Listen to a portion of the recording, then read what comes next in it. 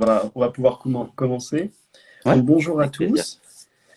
Nous recevons aujourd'hui Monsieur Pierre Berlioz, directeur de l'école de la formation des barreaux de la Cour d'appel de Paris, pour notre première interview live Instagram. Bonjour Monsieur le directeur. Je me présente en quelques mots. Je m'appelle Maxime Thiebaud. Je suis élève à l'EFB au sein de la promotion Bernard Cazeneuve. Au sein de la clinique juridique de l'EFB, je m'occupe du pôle communication et des relations institutionnelles. Et nous avons décidé avec toute l'équipe de la clinique de mettre en place une interview hebdomadaire. Et nous sommes très honorés aujourd'hui de vous avoir pour notre grand lancement. Alors l'objectif de cette interview est d'échanger avec un professionnel du droit sur son secteur d'activité, sur l'actualité, sur l'accès au droit et les conseils divers et variés qu'il pourrait donner à la fois aux étudiants, aux élèves avocats et à l'ensemble des personnes qui viendraient écouter cette interview. Alors, c'est une interview qui dure une petite trentaine de minutes et qui se veut sur un ton à la fois décontracté, sérieux et rythmé. L'émission étant en direct, j'invite chacun d'entre vous à pouvoir poser des questions. J'essaierai de les filtrer du mieux que je peux avec Instagram. Alors, Monsieur Berlioz, vous êtes le directeur de l'école d'avocats du barreau de Paris. Vous êtes aussi professeur de droit à l'université Paris-Descartes. Vos Mhm. spécialités sont notamment le droit des actifs immatériels et le droit patrimonial des entreprises. Vous avez déjà une belle carrière professionnelle qui vous accompagne. Vous avez été conseiller du garde des Sceaux de 2016 à 2017, directeur du Master 2 droit et procédure de l'université Reims-Champagne-Ardenne pendant 6 ans de 2009 à 2015, après avoir notamment débuté votre carrière en 2008 comme maître de conférence à Paris 1, si je ne me trompe pas. Alors, C'est exactement ça. à la lecture de votre CV, il y a une première question qui me venait à l'esprit. Qu'est-ce qui vous a poussé à devenir directeur de l'école d'avocats du barreau de Paris?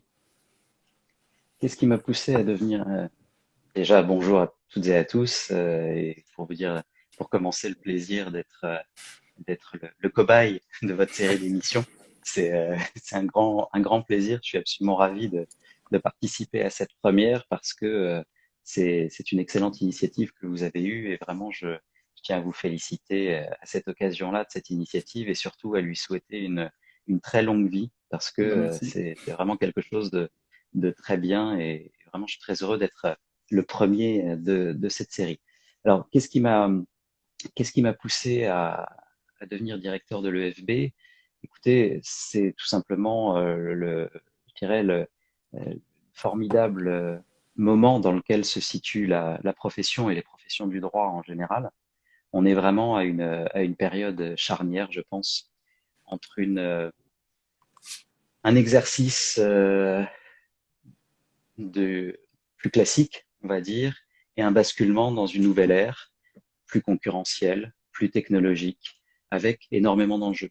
Et donc, quand Marie-Aimée Peyron, bâtonnier élu à l'époque, en 2017, m'a proposé de prendre la direction de l'école, j'ai vraiment trouvé que c'était un défi passionnant, y compris sur le plan simplement de direction et de défi aussi quant à la situation de l'école, puisque vous le savez peut-être, mais à l'époque, le bâtonnier Sicard disait de façon euh, très fréquente que l'école était en faillite, qu'il allait falloir déposer le bilan, en gros, qu'elle était foutue.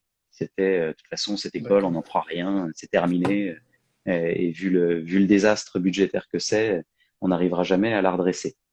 Donc évidemment, quand on aime un peu le défi, c'est quelque chose qui est intéressant puisque il y a à la fois cette dimension entrepreneuriale et puis l'aspect pédagogique et de se dire bon, qu'est-ce que qu'est-ce que la formation doit devenir. Et donc c'est évident, c'était un défi passionnant et je suis ravi de l'avoir pris. Vous nous parlez de formation. Il y a le rapport Clavel-Haëry qui vient de Oui, tomber là, le 23 octobre. oui, Et tout à je fait. voulais avoir votre avis sur ce rapport, parce qu'il y a beaucoup d'étudiants en master qui Mm. aimeraient passer le Ouais. CRFPA. Alors déjà, est-ce qu'il a des chances d'aboutir? Parce que c'est pas le premier qu'on voit venir et on en entend parler. Moi, depuis quand j'ai commencé ma première année de droit, on parlait déjà d'une Oui, réforme du CRFPA. Mais oui. quel est votre sentiment sur ce rapport et les chances d'aboutir d'un tel rapport? c'est vrai qu'on parle à peu près tous les ans de réforme de la formation. Il y a un projet de réforme à peu près on va dire tous les ans et demi, et aucun n'a abouti jusqu'à maintenant. Je pense que c'est parce que je suis pas sûr qu'on ait encore une vision très claire ou en tout cas de façon générale, une vision très claire de ce qu'on veut faire et de comment on conçoit la formation. Euh, Moi, ce que je regrette dans ce rapport, c'est justement d'aller vers il y a des choses positives et des choses négatives. La chose négative, c'est d'une certaine façon, de revenir en arrière.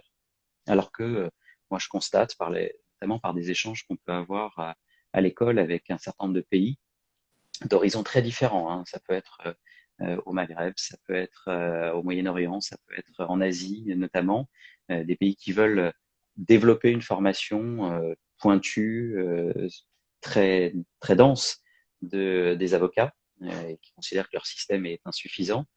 Aujourd'hui, qu'est-ce qu'on voit? On voit une réduction des enseignements, une focalisation sur le stage qui devient absolument pivot et où finalement on acte d'une certaine façon l'idée qu'il n'y a que le stage qui compte et que le reste, c'est un peu annexe. Alors, c'est vrai que c'est un défi, une fois qu'on est arrivé au bout de 5 ans, d'apporter quelque chose de plus sur des enseignements. Mais je crois que ce défi, il vaut quelque chose, il est important à développer.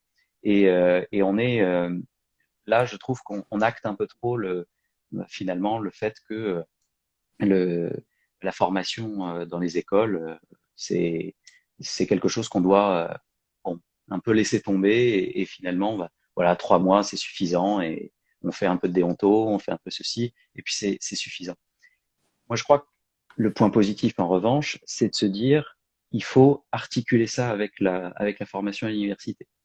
Donc là, relèvement du seuil d'accès en M2, ça fait 20 ans que le processus de Bologne est là, il est temps quand même qu'on acte sa réalité, ça je pense que c'est un point positif, et surtout de dire, bah, dans l'examen d'entrée, il y aura quand même un peu de déonto.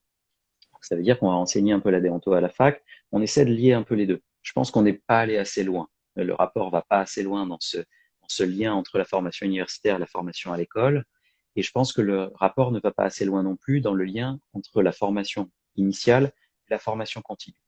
Parce qu'il faut il faut aussi bien se dire que c'est vrai qu'il y a un certain nombre de choses, c'est pas la peine de les faire en formation initiale, autant les avoir en formation continue. On pourra y revenir si vous voulez, mais je pense à formation au management de cabinet, etc. C'est bien quand on a 5 ans d'expérience. Je pense que quand on est à l'école, qu'on a Oui, une perspective, une collaboration, en fait, bah, tout ça vient un peu tôt. Donc, c'est un je peu pense artificiel pour nous. voilà, c'est un petit côté artificiel. Je pense que vous le ressentez comme ça en cours et vous voyez pas trop à quoi ça rime pour vous parce que ça correspond pas au moment. Et je pense qu'on réfléchit pas assez en termes de moment des éléments de formation, voilà, qu'on a. Donc, je suis pas du tout pour l'hypertrophie de la formation à l'école. Je pense que il faut pas accumuler les heures, ça sert à rien. Il faut pas accumuler les thématiques, ça sert à rien parce que au bout de 5 ans, en plus, on en a marre, hein. Il faut être très clair. Moi, j'ai fait 2 DEA à l'époque, ça s'appelait des DEA. Le deuxième, j'en avais assez d'être sur les bancs de la fac. Je faisais des TD en même temps. J'avais qu'une idée, c'était de bosser. Je Mm. comprends évidemment que les élèves soient dans cette situation-là et ça me paraît très sain, ça me paraît très normal. Il faut tenir compte de ça. Moi, c'est pour ça que je crois beaucoup à l'alternance. De ce point de vue-là, je suis assez proche des projets du SAF qui consistent à vouloir développer l'apprentissage, à vouloir intégrer. Parce que je pense qu'il faut vraiment. C'est vrai que le stage est fondamental. Je trouve que c'est un peu dommage aussi qu'on laisse tomber le PPI. C'est vrai que le stage est fondamental, mais je crois il est fondamental parce qu'il permet de mettre en application et surtout de rendre concret un certain nombre de choses. Moi, je dis souvent que une chose qui m'a frappé quand je suis allé assister à certains cours, c'est que on peut avoir des cours extrêmement pratiques, mais qui restent abstraits parce que un certain nombre d'élèves avocats n'ont jamais fait vraiment de stage d'une durée suffisante et d'un contenu suffisant pour se rendre compte de ce que c'est que vraiment des différentes questions qu'on peut aborder en cours. Donc, je pense que c'est très intéressant de mixer, d'articuler la formation et le stage. Pour autant, je pense qu'il ne faut pas raisonner en nombre de mois, mais il faut raisonner en termes de volume horaire et de contenu et d'articulation du contenu entre l'université, la formation continue et ce qu'on met en formation initiale. Ça, je Est-ce pense que c'est, oui, est-ce que l'enseignement de la déontologie dès l'université, comme oui, comme un des éléments du concours, du moins de l'examen, de l'examen. n'est pas un peu mettre la charrue un peu avant les bœufs?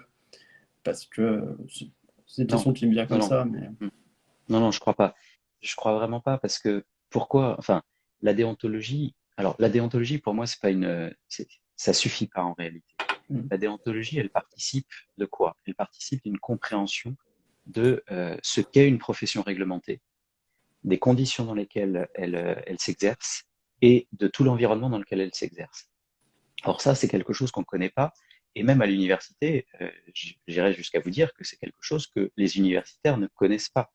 Même ceux qui exercent en tant qu'avocats ou autres, bon, ils ont une connaissance concrète du métier, mais la problématique générale de la réglementation de la profession, de son environnement économique, de ce que représente le marché des professions, personne, en fait, on n'a aucune idée de ce que c'est. Ce qui fait que aussi, on reste sur des a priori de la profession qui ne sont pas la réalité. On reste sur l'idée d'un exercice qui correspond à l'avocat du XXe siècle, pas l'avocat du XXIe et les défis auxquels il est confronté.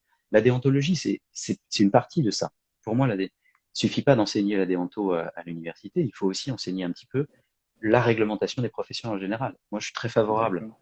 à ce qu'on fasse une première introduction à ça. On a un cours d'institution judiciaire. Pourquoi est-ce qu'on n'aurait pas un cours de Ouais. profession judiciaire et juridique?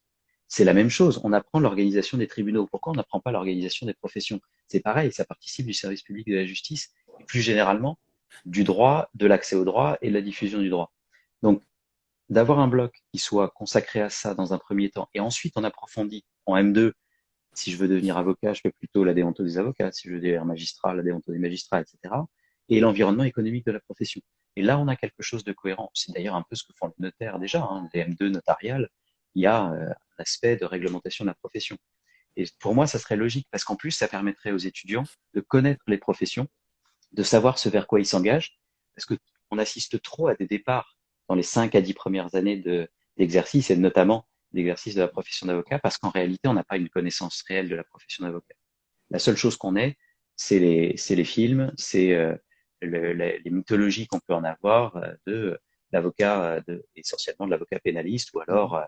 Harvey Specter, et bon, c'est même pas Il y a, l'avocat d'affaires en France, quoi. il y a aussi l'accompagnement des jeunes avocats qui s'installent, Oui, qui est un vrai défi. mm, Puis là, la crise du oui, Covid nous a bien montré que bien sûr, ça va être compliqué, à la fois pour la promotion Tout oui, Bon qui vient de sortir, que pour la oui, nôtre, qui, au oui, demeurant, n'aura même pas mis les pieds. En tout cas, moi, je fais les cours en ce moment, et je n'aurais jamais mis oui, les pieds à l'école d'avocat. Donc, mais ce que je veux dire par là, c'est c'est sûr. qu'on a l'impression qu'il y a un éloignement qui est dû aujourd'hui Mm, par la crise sanitaire et qu'on a peur de ressentir demain lorsqu'on va prêter serment.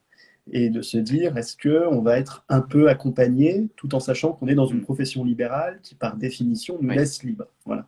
C'est un peu ce. Alors, je Oui, voulais mais votre point vous de vue. savez, de ce point de vue-là, enfin, dans la conception qu'était la profession et l'entrée dans la profession autrefois, vous savez, il y avait le stage, donc c'était après le CAPA, hein, c'était stage qui était au début, je crois que tout début c'était 4 ans, en tout cas ça a été 3 ans, puis 2 ans, puis ensuite on l'a abandonné parce que il y avait trop de monde en fait.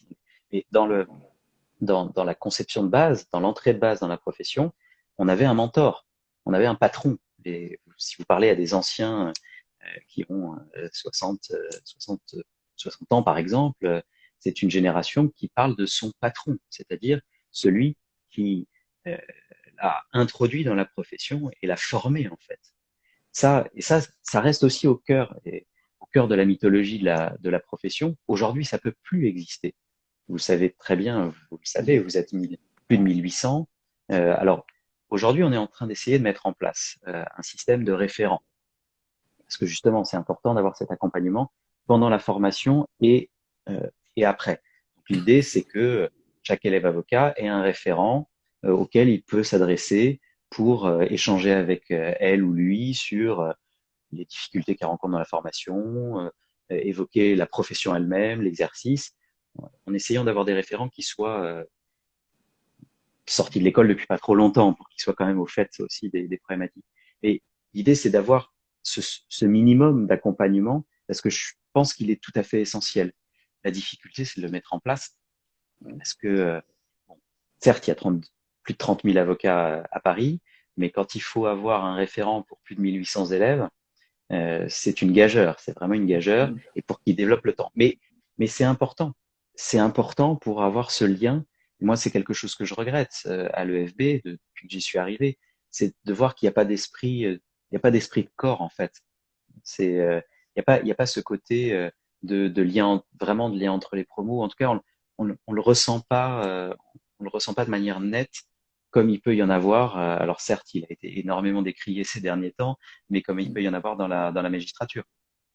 Et d'avoir cet esprit qui permet de faire entrer dans la profession les jeunes, c'est quelque chose qui est utile. C'est un peu ce que fait la conférence, mais c'est réservé à un tout petit nombre. Ça serait Ouais, bien de dans un pouvoir domaine. l'avoir de manière, et dans un domaine, Mm. ça serait bien de pouvoir l'avoir un petit peu plus. Après, encore une fois, vous êtes 1800, c'est c'est ça aussi le défi, c'est la masse, ça reste le défi Alors, avec un principal. avocat qui devient de plus en plus dématérialisé, c'est vrai que Ouais. l'esprit de corps et la cohésion est quand même un petit peu compliqué, mais on l'a C'est ressenti oui. lors des grèves sur la réforme des retraites et Mm, sur l'avenir de la profession. Euh, mm. mais concrètement, comment voyez-vous l'avocat de demain au regard de ces défis?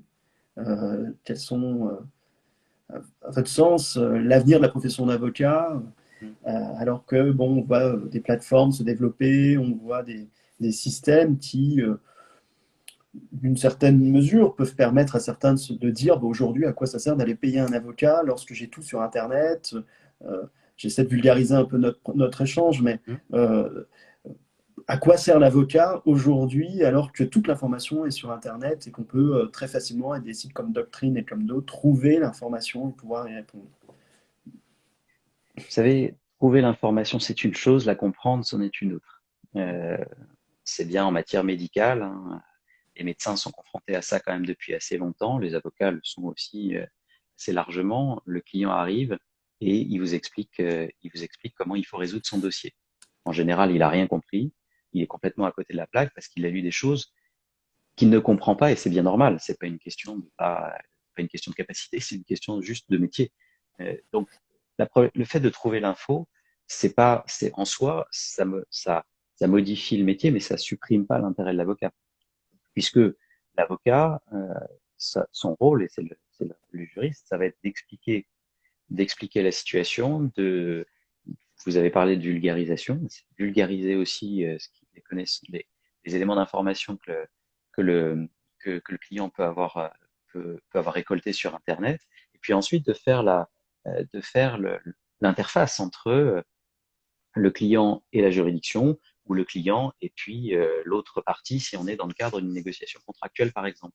Donc, c'est un rôle de passeur, c'est un rôle d'intermédiaire, c'est un rôle de représentant toujours, hein. Alors, et en ça, c'est vrai qu'il y a une bascule à opérer. J'ai coutume de dire qu'il faut sortir de ce schéma où le juriste est un sachant et se présente comme un sachant. C'est sûr que à l'heure des bases de données, c'est complètement illusoire. Il faut oublier ça. On n'est pas des sachants. Certes, on a des connaissances, mais on en a beaucoup moins que les bases de données. Donc, être un sachant, ça n'a plus aucun intérêt. En revanche, être quelqu'un qui est capable de déjà trouver la bonne info dans le bruit multiple qu'il y a. Certes, il y a des outils, mais ils ne sont pas répandus non plus. Ils sont aujourd'hui encore quand même assez limités. Et d'être capable de l'expliquer et d'être capable d'élaborer une stratégie aussi vis-à-vis des besoins du client. Donc de comprendre les besoins du client, de les traduire en termes juridiques et stratégiques, d'expliquer ça au client et ensuite de mettre cette stratégie en œuvre. C'est vraiment, mais donc ça veut dire être un porteur de projet juridique, un chef de projet juridique, un chef de projet juridique qui va comprendre les besoins de son client, les traduire en termes métiers et être capable de les porter vis-à-vis d'un interlocuteur métier d'un côté et d'un interlocuteur non métier de l'autre.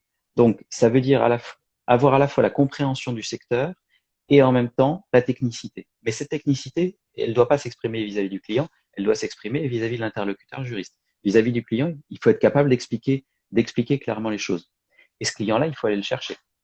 il faut aller le chercher parce que c'est plus possible de rester dans une tour d'ivoire en se disant, moi, je suis le sachant, je suis l'expert, je suis une profession réglementée, donc c'est pas à moi d'aller au client, c'est au client de venir à moi.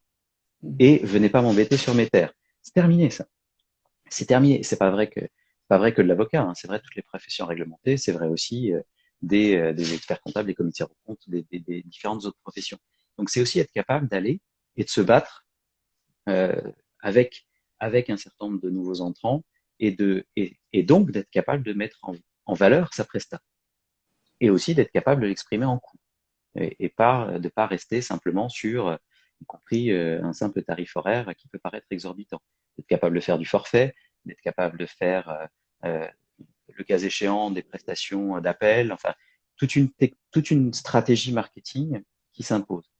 Certes, c'est un peu violent hein, pour la profession qui vit sur un modèle de profession libérale qui n'est pas à ce schéma-là, pour qui ça n'est pas familier et qui va être rétive à rentrer dans ce jeu-là.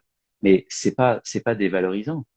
C'est pas dévalorisant d'expliquer à un client quelle est sa valeur ajoutée. C'est au contraire valorisant puisqu'on se valorise soi-même. On explique ce qu'on apporte au client. Alors, certes, c'est un peu plus compliqué parce que avant, ça paraissait évident. Quoique, quand on voit finalement le peu de gens qui s'adressent aux avocats, on voit bien que c'était pas c'était pas la réalité. Et donc, c'est très valorisant d'aller le faire. Et c'est l'essentiel. Je donne juste un petit exemple pour en terminer avec ça.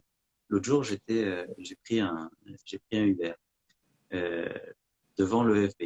Bon, il a vu école d'avocat. Évidemment, tout de suite, c'est parti sur c'est super, machin.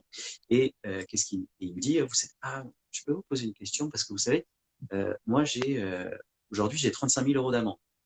Déjà, j'ai failli lui dire, arrêtez-moi là, je descends. Mais je vais continuer. Et alors, comment est-ce que je peux trouver un avocat spécialisé en droit routier parce que j'y arrive pas, je sais pas comment on fait. J'en connais pas, je sais pas, j'en trouve pas. Et ça aussi, c'est un défi. Ça aussi, c'est un défi pour la profession de se faire connaître. Elle est connue de tout le monde. Un avocat, c'est, mais un avocat, c'est tout un imaginaire et presque cette mythologie de l'avocat est bloquante et elle est répulsive presque vis-à-vis du client parce que l'avocat, c'est ce qu'on va voir quand on est vraiment dans la panade en fait. Et en plus, on ne sait pas qui c'est, ça me paraît un peu mystérieux. Donc il faut aussi que l'avocat redescende dans la société. Ça, c'est impératif. Et c'est vrai que ça répond à la question de l'accès au droit. Et très souvent, la remarque qu'on a lorsqu'on est étudiant, élève avocat, c'est de dire t'es élève avocat, donc t'es avocat, donc tu peux répondre à toutes les questions du droit. Et la première réponse que je fais, c'est de dire mais tu as des médecins, tu as une diversité de médecins, tu as des ophtalmos, tu as des chirurgiens, et le droit, c'est pareil, c'est-à-dire tu as des spécialistes dans différents domaines. On a tous un socle commun généraliste, mais on a surtout notre spécialité. Et donc, nous, dans le défi de la clinique juridique qui est l'accès au droit, c'est vrai que de pouvoir expliquer aux gens, aux citoyens français, aux justiciables, qu'il y a une diversité d'avocats et de pouvoir les amener à les trouver plus facilement, soit via Internet, soit directement via nos conseils qu'on dispense via les différentes permanences, c'est un véritable enjeu. Et, et on parle d'accès au droit, donc on a une vraie réflexion aujourd'hui, parce qu'on parle de trouver son avocat sur Internet aujourd'hui. Ah, je ne sais pas si vous captez encore. J'ai l'impression que ça bug. On avait parlé de nouvelles têtes. Ah, vous m'entendez? Parce que Oui, je vous entends, je ne sais pas, il y a eu ça a coupé. une petite coupure. Oui, Oui. je disais, on parlait des nouvelles technologies sur l'accès au droit, mais est-ce que finalement ces nouvelles technologies sont réellement source d'amélioration sur l'accès au droit? C'est la question qu'on peut se poser. Euh, moi, je suis assez. C'est un peu comme le journalisme, je me permet cette réflexion avant de vous demander votre avis, mais c'est un peu comme le journalisme aujourd'hui. On a une diversité d'informations sur Twitter, partout, sur Instagram. Enfin, on a une mine d'informations, on n'a plus de renseignements, c'est-à-dire qu'il n'y a plus le traitement de l'information qui nous permet d'avoir un renseignement.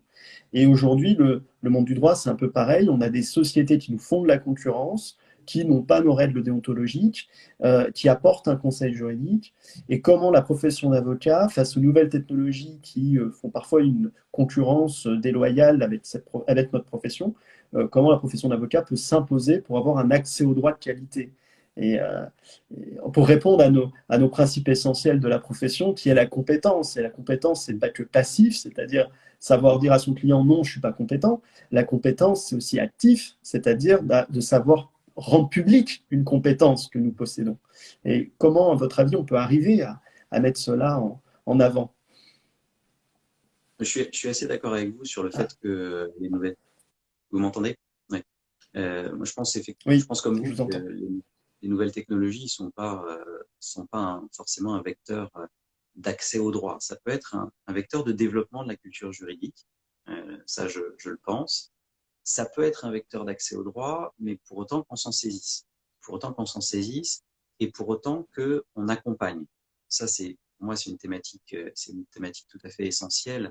Et je pense que les cliniques juridiques peuvent y participer au même titre que les points d'accès au droit, que les maisons du droit, pour lesquelles je pense qu'il faut qu'on travaille sur ce réseau, parce que c'est par ce biais que on peut accompagner un certain nombre de nos concitoyens vers l'utilisation des technologies pour l'accès au.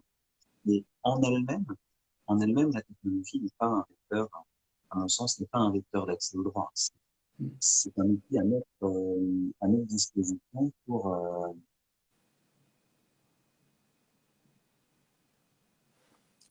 c'est Ah, un je vous entends outil mieux.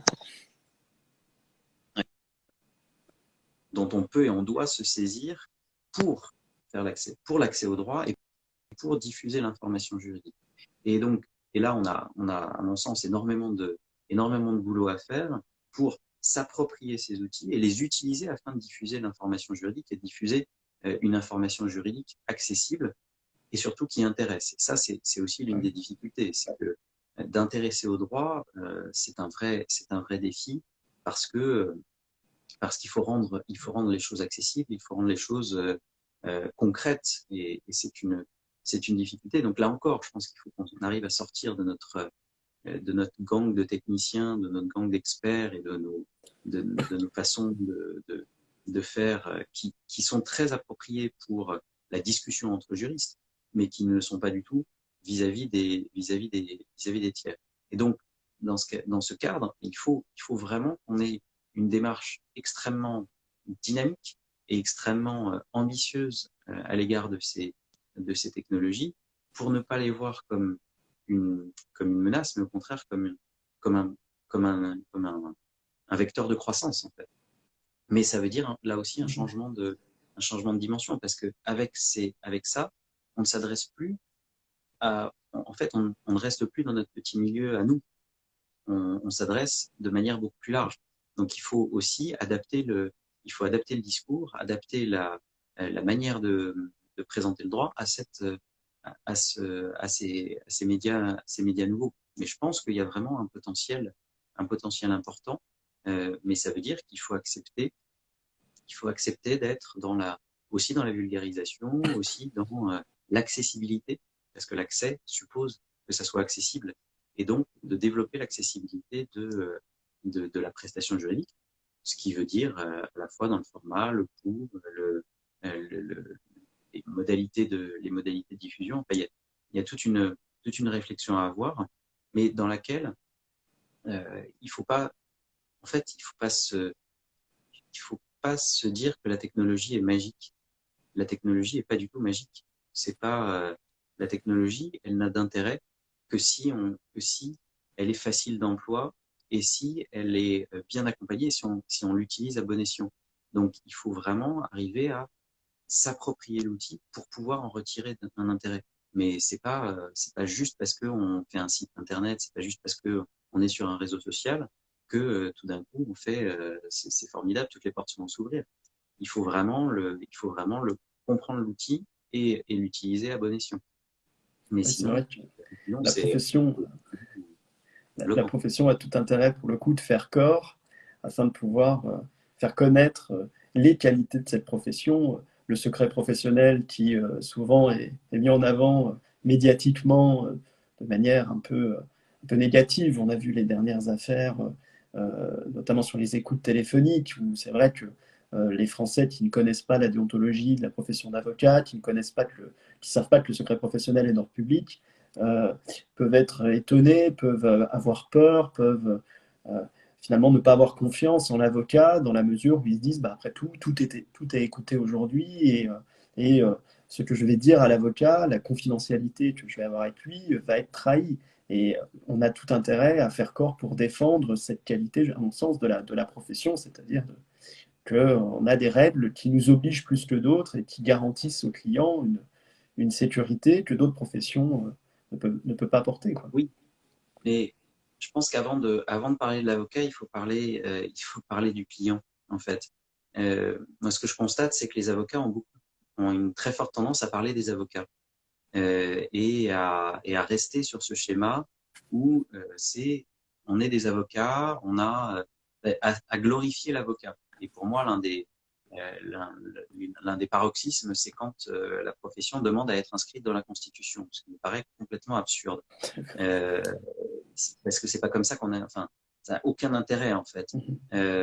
Ce qui est important, c'est d'abord d'être à l'écoute c'est d'abord d'être à l'écoute de la société. Je vous disais, il faut que l'avocat réinvestisse la société, revienne dans la société. Parce il y a une césure qui s'est opérée clairement entre l'avocat, enfin, c'est vrai de l'avocat, c'est vrai d'autres professions juridiques, hein, mais il y a une césure entre l'avocat et la société. Et les gens ont l'impression que les avocats sont en dehors de la société, qui sont avocats justement, et ils sont enfermés dans leur robe, et qu'ils n'ont pas de perception de la réalité, et que donc ils vont, notamment, ils vont demander des tarifs ahurissants pour la moindre information juridique, alors que cette information, je peux la trouver sur Internet. Donc, c'est aussi s'adapter à la société, c'est vraiment être à l'écoute de la société, d'abord analyser ses besoins, d'abord réfléchir à ses demandes, et puis ensuite se dire, ben voilà, comment est-ce que moi je vais satisfaire cette demande? Et au premier chef, vous avez évoqué le terme de compétence tout à l'heure, au premier chef, c'est la compétence, c'est pourquoi moi je peux venir satisfaire votre besoin mieux que telle application, mieux que telle autre, mieux que par exemple l'informaticien qui va dire oui, bah, avant tout c'est de la prestation technique et puis pour un petit bout juridique, mais c'est accessoire donc je le fais en même temps. Bah non, en fait, non. Il y a un aspect technique, ok, mais la plus-value elle n'est pas là-dedans. La plus-value elle est dans le juridique. Mais pourquoi est-ce qu'elle est dans le juridique? Qu'est-ce que ça apporte? Quel est l'intérêt? Sinon, si on voit pas l'intérêt si on voit pas l'intérêt d'aller chez l'avocat, on va pas chez l'avocat. De la même manière, hein, je peux faire de l'automédication, je vais pas aller chez le médecin si je peux faire de l'automédication. Mais il y a un moment où, en fait, mon besoin, il va pas être satisfait. Au contraire, je vais me rendre malade.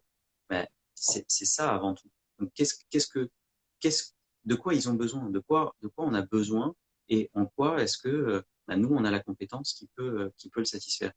Pour moi, c'est ça le raisonnement. Donc, c'est pas parler de l'avocat, c'est pas parler de sa déonto, c'est pas parler du secret pro. Non, c'est d'abord, voilà, vous avez un problème. Ah oui, je vais vous le régler. Et je vais vous le régler. Et puis en plus, bonus, cadeau bonus, j'ai des éléments complémentaires qui vont faire que vous aurez plus de sécurité qu'avec n'importe qui. Et donc, voilà, la confiance. La confiance dans le praticien. Mais la confiance dans le praticien, c'est d'abord parce que je vais être satisfait, mon besoin va être satisfait et il va être satisfait rapidement, il va être satisfait à un coût qui est réduit parce qu'aujourd'hui, hein, la vie est dure, hein, on le sait bien, l'économie pas florissante et on va arriver et en plus j'aurai des garanties. C'est ça qui est fondamental. Mais quand vous allez voir un plombier, votre première réaction, c'est pas de voir sa garantie RCP, hein, par exemple. Oui, Et c'est la vous allez voir compétence. évidemment s'il a une assurance, et encore, pas tous les clients, ça peut être une déformation de juriste. Mais d'abord, qu'est-ce que vous allez voir? Vous allez le faire venir et vous allez voir s'il comprend votre problème et s'il vous dit qu'il peut le résoudre et vite. Voilà, l'avocat, c'est ça. Maître, j'ai un problème. Non mais on va faire ci et ça, et vous allez voir que ça va être réglé. C'est ça qu'il attend le client avant tout. Si vous venez lui parler de secret pro, il va vous regarder. Oui. Ouais, Ok, très bien. Regardez la visio. Regardez les questions de visio pendant le confinement. Ah ouais, Zoom, il y a des failles de sécurité. Zoom, il y a des Oui, failles de sécurité. Zoom, il y a des problèmes éthiques RGPD, etc. Tout le monde s'est précipité sur Zoom. Pourquoi? Parce que c'est facile d'utilisation. c'est vrai. Et parce que ça nous satisfait très vite. Ça répond très vite aux besoins. Voilà. L'avocat, qu'est-ce qu'il doit faire? Il doit d'abord répondre très vite aux besoins et de manière satisfaisante. Après, le reste, oui, c'est de l'éducation, c'est aussi de l'éducation. Mais ça, c'est une deuxième étape. Ça vient après, ça. C'est, mais c'est d'abord pourquoi est-ce que je suis, enfin, comment je résous votre problème. Prouver C'est qu'on ça. répond mieux aux besoins que les autres. Voilà. Et donc, ça Mm. veut dire le comprendre ça veut dire le comprendre mieux que les autres. Mm. Pourquoi est-ce qu'un certain nombre de professionnels autres que les avocats gagnent des parts de marché? C'est parce qu'ils donnent l'impression aux clients, c'est pas forcément vrai, mais parce qu'ils donnent l'impression aux clients qu'ils l'ont compris, qu'ils ont compris son problème et qu'ils sont avec lui. D'où l'importance des outils de marketing et D'où l'importance, voilà, d'où l'importance de ça et d'où l'importance d'être accessible.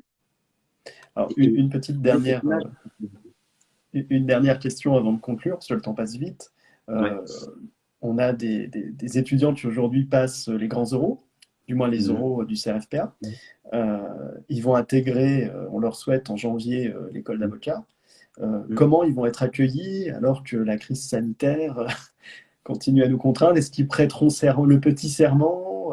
Est-ce qu'ils le feront derrière une caméra? Et comment vont débuter les cours? Enfin, des questions qui nous sont venues avant cette Oui, bien émission, et sûr. c'est pour ça que je vous les pose. Bien sûr. Écoutez, ils vont être accueillis à distance. Oui, Malheureusement, aujourd'hui, il serait totalement irresponsable de mettre tout le monde dans le palais des congrès ou autre. C'est d'abord interdit probablement début janvier, mais irresponsable quoi qu'il en soit, parce qu'on n'a pas les conditions, on n'a pas les garanties sanitaires. Il ne s'agit pas que le FB soit un super cluster, hein, ouais. c'est pas l'idée. Donc, donc ils seront accueillis malheureusement à distance. Alors, on espère pouvoir quand même faire un accueil à l'école. Donc, ça, c'est la rentrée solennelle. On espère pouvoir faire un accueil à l'école, euh, au moins pour remettre la carte d'avocat, essayer quand même d'avoir ce lien minimum. Et puis, hein, vous l'avez dit, qu'au moins une fois, ils aient mis Ouais. les pieds à l'école. Ça serait une bonne chose. Donc, et ça, si on est confiné début janvier, malheureusement, on fera un peu plus tard. On va voir, on va s'adapter. Mais bon, donc l'accueil sera forcément à distance. On va essayer malgré tout, de pouvoir nous adresser à eux, de pouvoir faire quand même de marquer de manière solennelle l'entrée à l'école. Et quant à la prestation de serment, euh, pour l'instant, je peux pas vous dire exactement parce qu'on est en discussion avec la chancellerie pour D'accord. avoir les outils pour pouvoir le faire autrement que lors une audience foraine de la Cour. Mais donc, bon, ça sera forcément à distance aussi, et en essayant d'avoir un mécanisme qui soit sécurisé. Euh, Possible que ça soit comme ça a été le cas pour certains élèves qui n'avaient pas pu assister à la rentrée, et comme les avocats qui intègrent la profession aujourd'hui par un serment écrit. C'est possible. D'accord. Voilà, à voir en fonction de ce que les autorités nous Vous permettront permettront. de faire. Donc encore beaucoup de questions en suspens. Ouais, oui, oui. Ouais. Et puis voilà, peut-être un moment visio. Enfin, on va voir ouais, modalité de clic ou autre. On va voir comment on peut essayer de faire quelque chose qui malgré tout marque le coup. Ouais, Marc, Euh, c'est vrai que soit c'est parce que émouvant comme moment. Ce petit oui, serment, c'est quand même un moment assez émouvant. C'est l'aboutissement oui, de plusieurs années d'études. Donc, c'est vrai que bien de sûr. ne pas le vivre, c'est un peu. C'est un moment auquel on est tous attachés. Ouais. Et donc, bon, on va essayer on va essayer de faire le maximum pour que il y ait quand même ce côté solennel autour du serment parce il est Ouais. essentiel. C'est vraiment le premier pas. Voilà, on a insisté dessus à la dernière rentrée, hein, d'ailleurs, sur cet élément marquant de l'entrée à l'école. C'est quand même l'élément essentiel de l'entrée à l'école, ce serment. Donc il faut qu'on arrive à faire que il soit le plus concret possible, même si forcément, le contexte nous met dans une situation un peu compliquée pour le faire. Merci, Monsieur Berlioz, d'avoir répondu à notre invitation. Alors, la semaine prochaine, Christelle Papineau interviewera les candidats au bâtonnet et au vice-bâtonnat. Ça va être une très belle émission. Je vous remercie toutes et tous de nous avoir écoutés et je vous dis à très bientôt. Merci, Monsieur le directeur. Merci à vous. À bientôt. Au revoir. Au revoir.